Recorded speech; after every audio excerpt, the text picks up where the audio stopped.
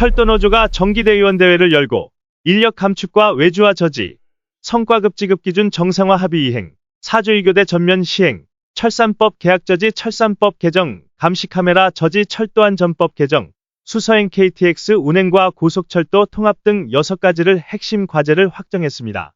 또한 조직 강화와 선정간부 육성, 철도노조 80년사 기념사업 등 실천 과제도 결정했습니다.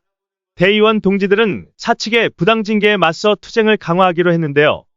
이날 대의원 동지들은 농성과 결의대회 등을 포함한 투쟁 계획을 승인했습니다.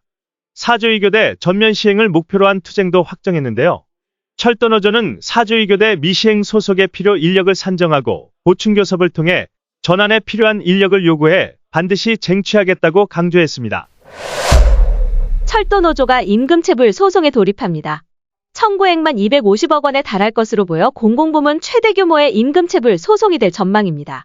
그동안 사측은 2018년 노사합의에 따라 기본급 100%를 기준으로 성과급을 지급해왔는데요.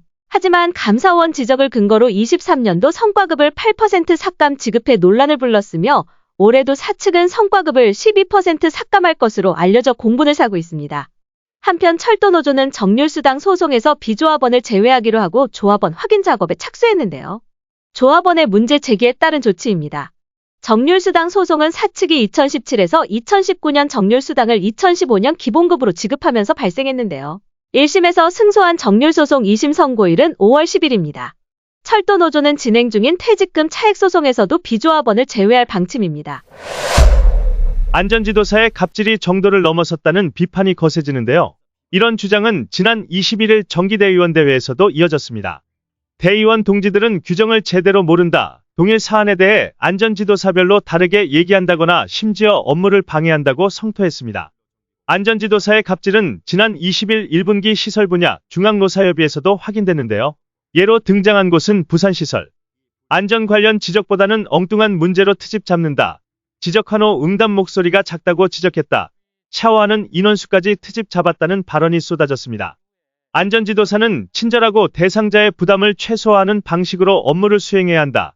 철도 안전지도 활동 및 안전지도사 운영 내규 제13조에 명시한 규범인데요. 이 규정에 따르면 안전지도사가 다른 직원의 모범이 되어야 한다는 내용도 있습니다.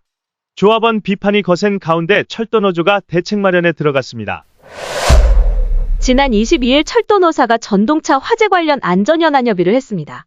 이날 사측은 보조전원장치 소손 등의 경과를 설명하고 합동조사반 운영, RC뱅크 신조차 운행구간 우선 설치 등 추진사항과 합리적 차량 구입제도 시행을 위한 용역 등 제도 개선 의지를 밝혔습니다.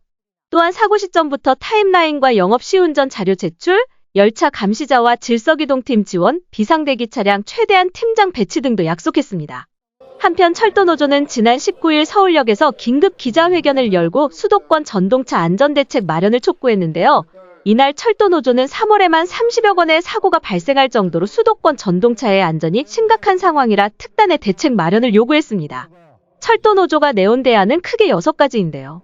화재가 집중된 업체 차량 정밀 조사 지시와 감독, 운행 제한, 최저 입찰제 등 철도 차량 도입 절차 근본적 검토, 사고 현황 등 관련 자료 제공, 긴급 중앙산보위 개최, 사고 발생 시 현장 조합원 보호 대책 등을 요구했습니다.